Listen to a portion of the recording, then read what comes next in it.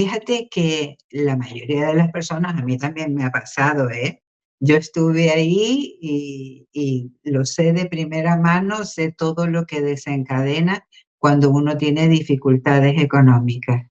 Pero la mayoría de las personas que desean dinero porque están pasando un mal momento, prácticamente todo el día están pensando en el dinero, están preocupadas por las facturas que llegan, porque no les alcanza para ir a comprar, porque se plantean cómo va a ser el futuro. O sea que están pensando en el dinero con miedo, y esto es lo que se va a manifestar, más carencia. Porque incluso si manifestaran mucha abundancia, y no cambian en su interior su conciencia, van a seguir con la carencia. Voy a poner un ejemplo para que se entienda bien. Referido a esto del dinero, el 75% de las personas a las que les toca la lotería, en 5 años están en la ruina. ¿Y esto cómo es posible?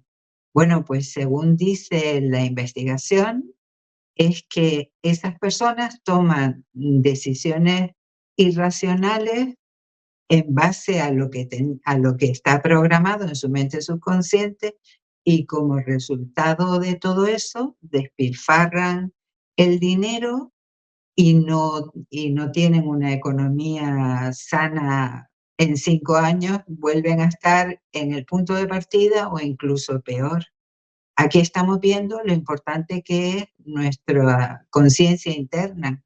Si tenemos una conciencia de carencia, incluso aunque venga la abundancia a nuestra vida, nos vamos a sentir con esa carencia.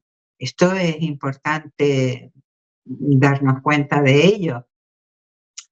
¿Cuál sería el antídoto? Pues el antídoto sería manifestar desde la abundancia. Vamos a verlo después más en la práctica, pero necesitaríamos hacer cambios en nosotros, sanar seguramente creencias, programas que tenemos respecto al dinero, que el dinero es malo, que el dinero crea conflictos. A muchas personas nos ha pasado que hemos interiorizado estos programas en nuestra vida, y eso hace que aunque queramos tener dinero y lo necesitemos para vivir, tengamos conflictos internos que se reflejan en nuestro estado económico también. ¿Mm? Esto es súper interesante lo que acabas de decir porque es, bueno, cuido mis pensamientos, lo que estoy todo el tiempo pensando. Sí, pensando, conversando conmigo misma, porque todos tenemos conversaciones internas, nuestros diálogos internos. Eso no es inocente, porque nos está generando un estado emocional.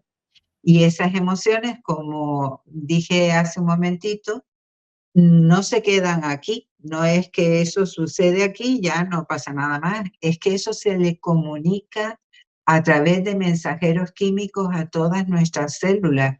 Es que estamos ahí creando un estado de vibración eléctrica y magnética medible, porque ya no hay que suponer nada. Gracias a que la ciencia ha avanzado y también la tecnología, todo lo que estamos hablando es la ciencia de hoy. Entonces, si las personas quieren ir a la ciencia del pasado, dicen, no, esto no es verdad, pero imagínate que estamos usando unos dispositivos que se conectan a grandes distancias en tiempo real. Tampoco sería verdad, ¿no? Desde el antiguo paradigma científico. Entonces es muy importante que entendamos que manifestar desde la carencia es cuando nos enfocamos en pensar, sentir, imaginar algo que está fuera de nosotros. Y lo contrario sería conectarnos con esa realidad. El otro día estaba escuchando a Greg Braden, un científico americano, que contaba una anécdota de cómo lo invitaron a hacer una oración por la lluvia, y cuando el que hacía la oración acabó rapidísimo, le dijo, pero ¿qué has hecho en este tiempo? Porque ha sido muy breve. Dice, yo me he conectado con los pies en el barro, me he conectado con el olor de la lluvia, con la sensación de la humedad en el ambiente. Es exactamente esto. No es lo mismo pensar en que llueva que sentir la lluvia, para que quede suficientemente claro cuál es la diferencia. Cuéntanos un poco, Ana, cómo trabajar en esto, por ejemplo, que nos estás diciendo, de conectarnos, cómo permitirnos conectar con esa sensación. ¿Y te parece, Fairuz? Perdona que te interrumpa, lo vemos al final en el ejercicio práctico. Perfecto, entonces. ¿Sí? Entonces voy a por el segundo error más frecuente, que es enfocarnos en cómo va a suceder la manifestación de lo que deseamos. Y esto que parece tan lógico y tan razonable, en realidad es una trampa en la que hemos caído muchísimas personas y que lo que hace es bloquear la manifestación. Porque cada vez que nos preguntamos cómo, entramos en el análisis. Y la mente analítica es muy valiosa, cumple su función, pero no es creativa. Y lo que hace es que inmediatamente nos lleva a darle poder a lo que dicen nuestros sentidos físicos, y lo que dicen nuestros sentidos físicos es que eso que deseamos no existe, que no está delante de nosotros, no lo podemos oler, saborear, sentir, ni ver, ni nada. Entonces, en lugar de ayudarnos, esto produce un bloqueo. Además, nos hace darle muchas vueltas a nuestra cabeza. Yo lo hablo así en términos sencillos, que son los que me gusta utilizar a mí, y eso nos puede llevar a decirnos, es que es mal momento, la situación está complicada para cualquier cosa que deseemos. Por ejemplo, un trabajo, ¿no? Esto yo lo he visto en las mentorías con las personas con las que he trabajado, que dicen, quiero manifestar un trabajo, pero entran a preguntarse cómo va a suceder eso, en lugar de enfocarse en las características del trabajo que desean. ¿Me explico? Es diferente. Luego lo vamos a ver en el ejercicio práctico con mucha mayor claridad. Si yo me enfoco en averiguar cómo va a suceder, seguro que va a pasar esto, que voy a empezar en mi mente a darle vueltas de que ese trabajo que yo quiero no sé si existe o no existe, que este es un tiempo complicado, que hay otras personas más preparadas que yo, que no soy suficiente, etcétera. Y esto no funciona así, quiero decir que no tendríamos necesidad de pasar por esa experiencia porque todo eso tiene un coste a nivel mental, emocional, nos hace pasar un mal rato, cuando sería muchísimo más interesante que nos enfocáramos en lo que deseamos experimentar, sea un trabajo, una relación, lo que sea, que nos enfoquemos en el resultado de la experiencia, en esa experiencia ya realizada. ¿Me explico? Totalmente, Ana, claro que sí.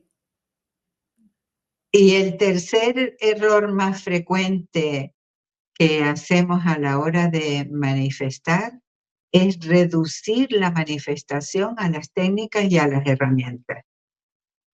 Muchas personas, cuando empiezan una mentoría conmigo, me preguntan, pero entonces, ¿qué es lo que tengo que hacer? Y claro que sí, que hacemos cosas, pero es mucho más importante ser de una nueva manera que hacer. Las técnicas y las herramientas, o sea que se confunde, el error es confundir la manifestación con el tiempo de uso de las técnicas y las herramientas. Las técnicas y las herramientas las usamos para hacer cambios en nuestro estado interno, nos ayudan, son muy útiles. Yo enseño muchas y muy poderosas, solo que manifestamos todo el tiempo. Manifestamos 24 horas al día, 7 días a la semana, 365 días al año. Y las técnicas y herramientas son una parte del proceso, pero no son el proceso de manifestación. ¿Sí? Me encantó esto que acabas de decir, porque el enfocarnos en ser, esto es un trabajo personal que también es de observación. Entonces, tenemos Ujú. que estar muy atentos. Efectivamente, y todo esto se puede entrenar. Claro que en el marco de la entrevista vamos a hablar de cosas que son esenciales y no de otros detalles, ¿verdad? Pero la buena noticia de todo esto es que si hasta ahora ni siquiera nos habíamos dado cuenta que estábamos manifestando todo el tiempo y que muchas veces lo hacemos desde la carencia, o que tal vez creíamos que manifestábamos cuando visualizábamos o cuando hacíamos un tablero de visión o usábamos afirmaciones, ahora estamos comprendiendo que a lo mejor no nos ha funcionado porque el resto del tiempo, con los pensamientos en automático y sin darnos cuenta, con nuestros diálogos internos, con nuestros estados emocionales, estábamos cancelando el pedido, porque yo no creo que le tengamos que pedir a nadie externo, sino simplemente que tal como es adentro, se refleja afuera.